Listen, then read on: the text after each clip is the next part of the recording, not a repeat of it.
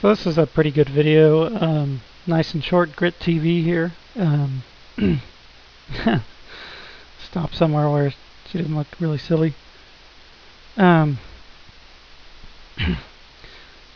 thing I kind of have a little bit of cognitive dissonance with is when people use this way of saying what they mean about healthcare, saying that there's people who believe it's a right, and there's people who don't, right?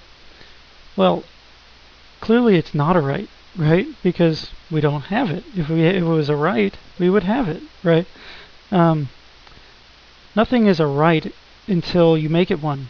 But certainly there are people that, I mean, the real way you should say it is something like there are people who think it should be a right, healthcare should be a right, and there are people who don't, right? Just like there are people who think voting should be a right, and there are those who don't.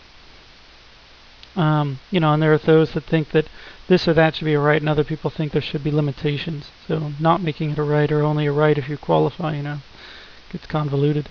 But certainly, I mean, it just sticks in my brain whenever someone says it. It's like, clearly it's not a right. We don't have the right until we actually do. But I mean, I agree with the emphasis. I agree that everyone should have health care. I think generally, if you look at polling, that's how most people feel. And if we live in a democracy, then it should be a right, because more of us think it should be than don't, right? That's democracy. We need to have the freedom in democracy to choose our national destiny.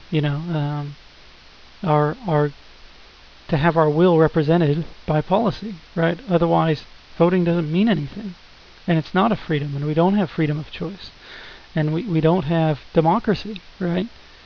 So just do it.